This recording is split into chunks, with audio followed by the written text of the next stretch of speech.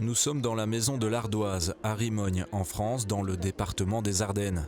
Le point de départ, à l'ouest de la route de l'Ardoise qui mène vers Haut-Martelange, l'exploitation minière la plus à l'est.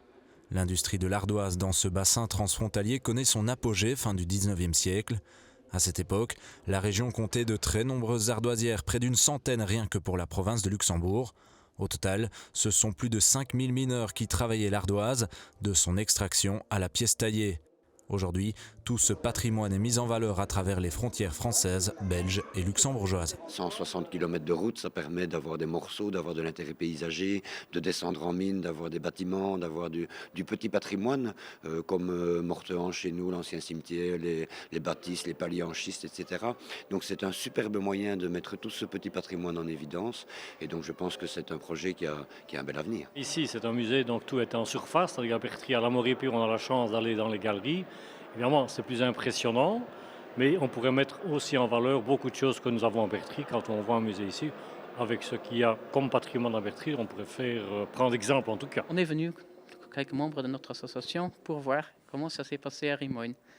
Et bien sûr, ce qui est intéressant, les techniques souterraines, les travaux souterrains sont différents de ceux à Haut-Martelange. Et ça s'explique parce que la pierre est différente.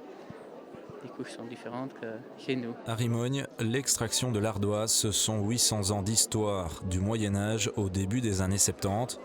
Ce musée, situé à une petite heure de la province de Luxembourg, vient d'être totalement rénové pour retracer l'épopée ardoisière. On va faire un parcours plus dynamique avec une tablette numérique. En fait, les gens vont pouvoir avoir deux niveaux d'information. Un premier niveau sur les panneaux, les vidéos que l'on peut voir. Et puis s'ils veulent aller plus loin, ils vont avoir des tablettes numériques pour avoir des informations complémentaires et un parcours qui pourra s'enrichir dans le temps. René et Louis ont tous deux connu le travail dans la mine. Un boulot épuisant, dangereux, mais dans les ardoisières, c'était aussi un travail à l'abri des intempéries ou des fortes chaleurs, souvent dans une ambiance conviviale. À la Morépire, Louis Sauquet gagnait 55 francs de l'heure dans les années 60, moins que d'autres boulots en surface, mais lui, il préférait la mine. Vous n'avez pas travaillé ici, mais c'était à Berthier. C'est plus ou moins la même chose. Est-ce que la mécanique est la même? Est-ce que vous retrouvez? Oui, les noms changent un peu. Sinon, Skyteux ici, nous, c'était Skyton. Sinon, c'est la même ambiance, les mêmes dangers, les mêmes outils. Oui, c'est bien. C'était ma vie.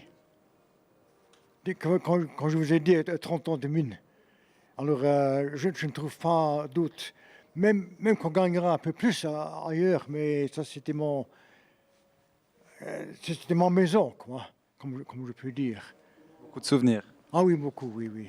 La route de l'Ardoise en Ardennes met en lumière ce patrimoine minier, de Rimogne à Martelange en passant par Fumay, Halle-Sourcemois et Berthier.